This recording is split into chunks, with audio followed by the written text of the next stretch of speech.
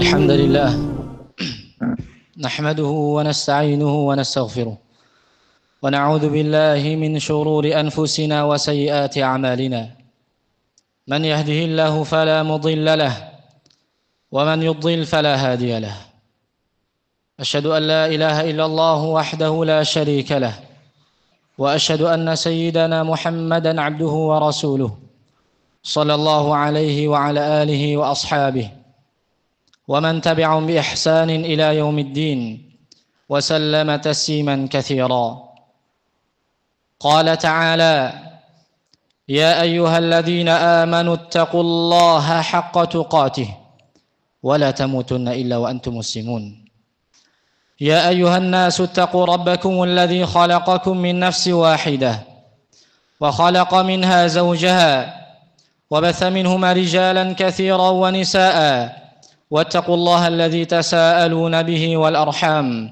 إن الله كان عليكم رقيبا يا أيها الذين آمنوا اتقوا الله وقولوا قولا سديدا يصلح لكم أعمالكم ويغفر لكم ذنوبكم ومن يطع الله ورسوله فقد فاز فوزا عظيما أما بعد فإن أصدق الحديث كتاب الله وخير الهدي هدي محمد صلى الله عليه وسلم وشر الأمور محدثاتها فإن كل محدثة بدعة وكل بدعة ضلالة وكل ضلالة في النار أمة الإسلام. Nabi kita yang mulia alaihi salatu wassalam bersabda, "Man yadman li ma baina lahyaihi wa ma baina fakhidaihi admanhu al-jannah." Barang siapa yang menjamin bagiku dapat menjaga apa yang ada di antara kedua rahangnya serta apa yang ada di antara kedua pahanya, maka aku akan menjamin baginya surga. Keutamaan yang begitu besar dari Nabi SAW bagi orang-orang yang dapat menjaga lisan serta kemaluannya. Umat al-Islam, ketahuilah bahwasannya lisan merupakan salah satu nikmat terbesar Allah Subhanahu wa taala bagi seorang insan. Dan lisan juga merupakan salah satu ciptaan Allah Subhanahu wa taala yang sangat amat menakjubkan. Ia kecil, namun sangat begitu besar andilnya, baik di dalam ketaatan kepada Allah Jalla Jalaluh maupun di dalam kemaksiatan kepada Allah Subhanahu wa taala. Oleh karenanya, Nabi kita yang mulia alaihi salatu wassalam banyak menjelaskan keutamaan-keutamaan bagi orang-orang yang dapat menjaga lisannya. Di antaranya, menjaga lisan merupakan tanda keimanan seseorang kepada Allah dan hari akhir. Nabi yang mulia alaihi salatu wassalam sabda, "Man kana yu'minu billahi wal yawmil akhir, falyaqul khairan aw liyasmut." Barang siapa yang beriman kepada Allah dan hari akhir, hendaklah ia berkata yang baik atau diam. Oleh karenanya pernah dikatakan, taskut taslam.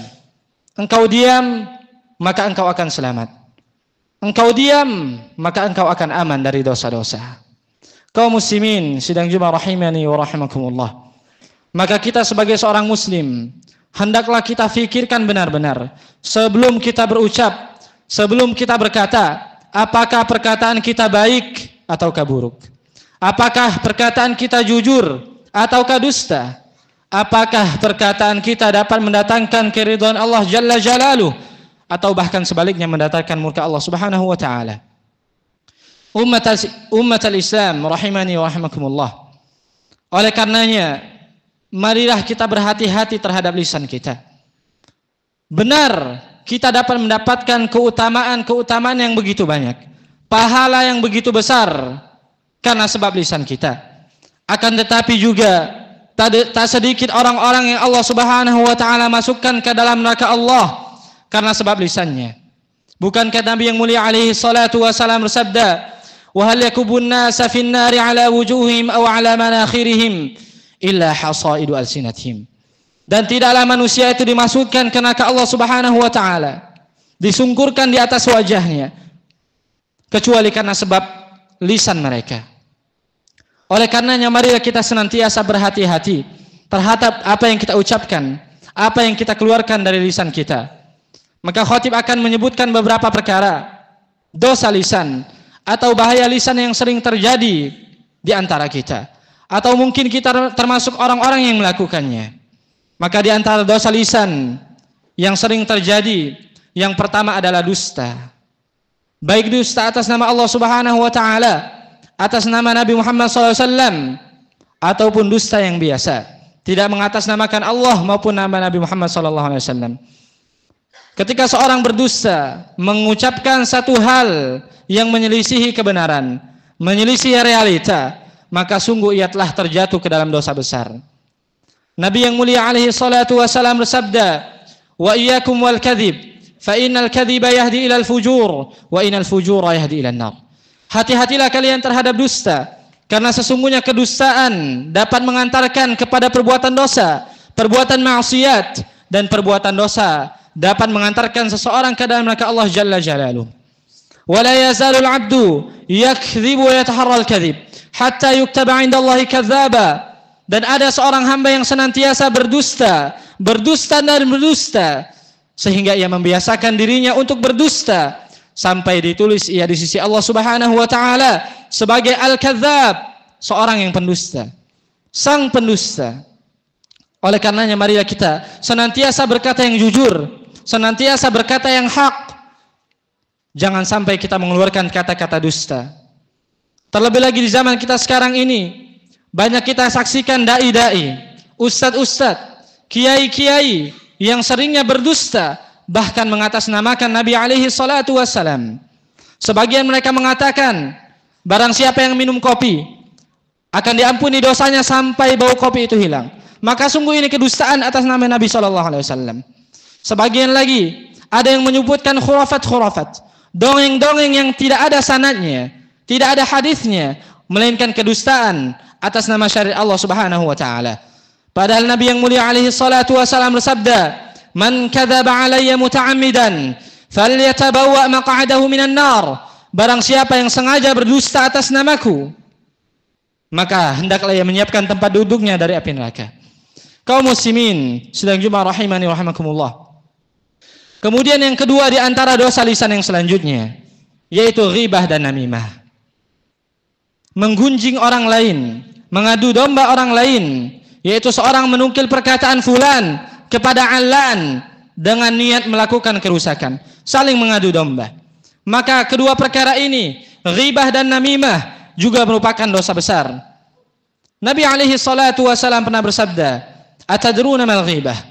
Tahukah kalian apa itu ghibah? Qalu Allah wa rasuluhu a'lam. Maka para sahabat berkata, Allah dan Rasulnya yang lebih tahu. Maka Nabi alaihi salatu wasallam bersabda, "Dzikruka akhaka bima yakrah."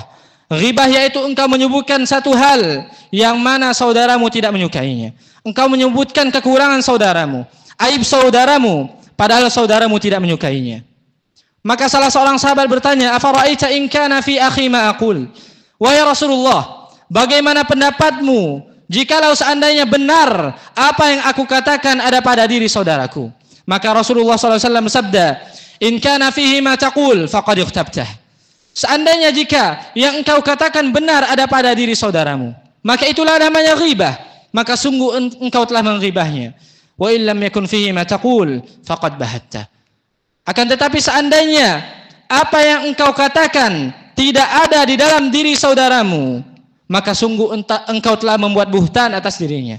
Engkau telah menuduhnya, engkau telah memfitnahnya.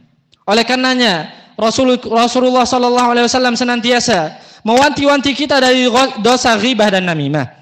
Rasulullah SAW satu ketika pernah melewati dua kuburan, seraya bersabda, "Innahuma la yu'adzaban, wa ma yu'adzabani fi kabir. Amma ahaduhuma fakana la yastatiru minal baul, wa fi riwayati la yastanzihu minal baul." Sesungguhnya kedua penghuni kubur tersebut sedang diazab oleh Allah Jalla Jalaluhu. Wa ma yu'adzabani fi kabir. Mereka berdua tidaklah diazab oleh Allah Jalla Jalaluhu karena satu perkara yang besar, akan tetapi dosanya besar di sisi Allah Subhanahu wa taala. Perkara yang suka diremehkan manusia, dianggap sepele. Amma ahaduma fakana la yastatiru minal baul. Adapun salah satu di antara keduanya, kata Rasulullah sallallahu alaihi wasallam, dahulu tidak menjaga auratnya dari pandangan manusia ketika buang air kecil. Maka perhatikanlah, hal yang sepele bisa menjadi sebab azab di dalam kubur. Yaitu seseorang ketika hendak buang air kecil, hendak buang hajat, ia tidak menjaga auratnya dari pandangan manusia, membuka auratnya sembarangan, maka menjadi sebab azab nanti di kuburan. Dan di sebagian riwayat la yasanzu minal baul, salah satu di antara keduanya diazab oleh Allah Jalla Jalaluh karena dahulu tidak bersuci setelah buang air kecil. Bayangkan suatu perkara yang ringan, suatu perkara yang sepele, akan tetapi tidak diperhatikan oleh seorang, maka dapat mendatangkan azab di kuburannya. Kemudian wa ammal akharu fakana yamshi bin namimah. Adapun yang satunya, kata Nabi SAW, dahulu di dunia senantiasa berjalan di atas muka bumi mengadu domba di antara manusia. Maka jagalah lisan kita dari ghibah, jagalah lisan kita dari namimah. Jangan sampai karena sebab lisan kita teman kita bermusuhan. Betapa banyak kita saksikan satu teman dengan teman yang lainnya bermusuhan karena sebab lisan. Satu tetangga dengan tetangga yang lainnya bermusuhan karena sebab lisan. Bahkan satu kampung dengan kampung yang lainnya terjadi pertumpahan darah di antara mereka karena sebab lisannya. Oleh karenanya, marilah kita senantiasa menjaga lisan kita dari perkataan dusta, ghibah dan namimah. Aqulu qawli hadha wa astaghfirullah li wa lakum wa li sa'iril muslimina wal muslimat fastaghfiru innahu wal ghafurur rahim.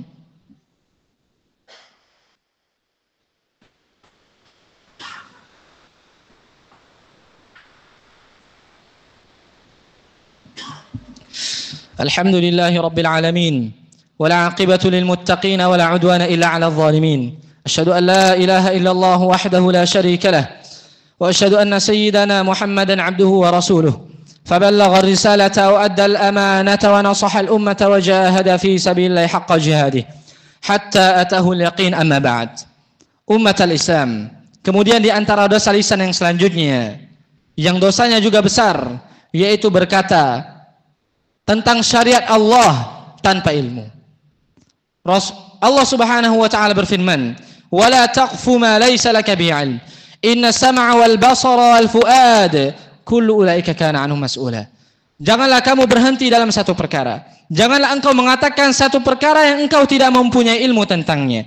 Karena sungguhnya pendengaran, penglihatan, hati, semuanya akan dimintai pertanggungjawabannya oleh Allah Jalla Jalaluh. Maka ketika kita tidak mempunyai ilmu tentang satu hal, lebih baik kita diam. Jangan sampai kita berkata tentang agama Allah padahal kita tidak mengetahuinya. Agama Allah Subhanahu wa taala bukan berdasarkan pendapat kita. Jangan sampai pernah kita mengatakan tentang syariat Allah, menurut saya begini, menurut saya begitu, maka sungguh ini suatu perkara yang tercela di sisi Allah Subhanahu wa taala. Oleh karenanya Allah Tabaraka wa taala memerintahkan kita untuk berilmu sebelum berkata dan beramal. Kata Allah Jalla Jalaluh, "Fa'lam annahu la ilaha illallah wastaghfir li dzambik." Ketahuilah bahwasanya tidak ada ilah yang hak kecuali Allah Jalla Jalaluh. Kemudian minta ampunlah kepada Rabbmu. Allah Tabaraka wa taala memerintahkan kita untuk mengilmui dahulu ucapan la ilaha illallah, tidak ada sembahan yang hak kecuali Allah Subhanahu wa taala. Baru Allah Subhanahu wa taala memerintahkan kita untuk beramal, yaitu beristighfar kepada Allah Subhanahu wa taala. Oleh karenanya Al-Imam Al-Bukhari berkata, bab al-ilmu qabla al-qawli wal amal. Hendaklah seorang berilmu sebelum berkata dan beramal. Allah Tabaraka wa taala juga memerintahkan kita untuk bertanya kepada ahlul ilmi ketika kita tidak mengetahui tentang perkara syariat. Allah Tabaraka wa taala berfirman, "Fas'alu ahla dzikri in kuntum la ta'lamun." Bertanyalah kepada ahlinya, bertanyalah kepada orang yang tahu jika kalian tidak mengetahui satu perkara. Maka di antara suatu perkara yang tercela, suatu dosa besar, yaitu kita berkata tentang syariat Allah tanpa dasar ilmu. Tidak semua hal mesti kita komentari. Tidak mesti di media sosial kita mesti berkomentar. Tidak, taskut taslam. Sebagaimana yang kita katakan di awal tadi, ketika engkau diam, engkau akan selamat. Ketika engkau diam, engkau akan aman. Kaum muslimin rahimani wa rahimakumullah. Mari kita bersolawat kepada Nabi kita yang mulia alaihi salatu wasalam. Karena Allah Subhanahu wa taala berfirman, "Inna Allah wa malaikatahu yusalluna 'alan nabi. Ya ayyuhalladzina amanu sallu 'alaihi wa sallimu taslima. Allahumma salli 'ala Muhammad wa 'ala ali Muhammad. كما صليت على إبراهيم وعلى آل إبراهيم إنك حميد مجيد وبارك على محمد وعلى آل محمد كما باركت على إبراهيم وعلى آل إبراهيم إنك حميد مجيد اللهم اغفر للمسلمين والمسلمات والمؤمنين والمؤمنات الأحياء منهم والأموات إنك سميع قريب مجيب الدعوة قاضي الحاجات اللهم أعز الإسلام والمسلمين وأذل الشرك والمشركين ودمر أعداءك أعداء الدين، واجعل اللهم هذا البلد آمنا مطمئنا وسائر بلاد المسلمين. اللهم انصر إخواننا المسلمين المستضعفين في غزة، اللهم انصر إخواننا المسلمين المستضعفين في فلسطين وفي كل مكان. ربنا لا تزغ قلوبنا بعد إذ هديتنا وهب لنا من لدنك رحمة إنك أنت الوهاب. ربنا اغفر لنا ولوالدينا وارحمهم كما ربونا صغارا. ربنا اغفر لنا ولإخواننا الذين سبقونا بالإيمان ولا تجعل في قلوبنا غلا للذين آمنوا ربنا إنك رؤوف رحيم. ربنا آتنا في الدنيا حسنة وفي الآخرة حسنة وقنا عذاب النار. عباد الله، إن الله يأمر بالعدل والإحسان وإيتاء ذي القربى وينهى عن الفحشاء والمنكر والبغي يعظكم لعلكم تذكرون. فاذكروا الله العظيم يذكركم واشكروه على نعمه يزدكم واسألوا من فضله يؤتكم ولذكر الله أكبر والله يعلم ما تصنعون. أقيم الصلاة.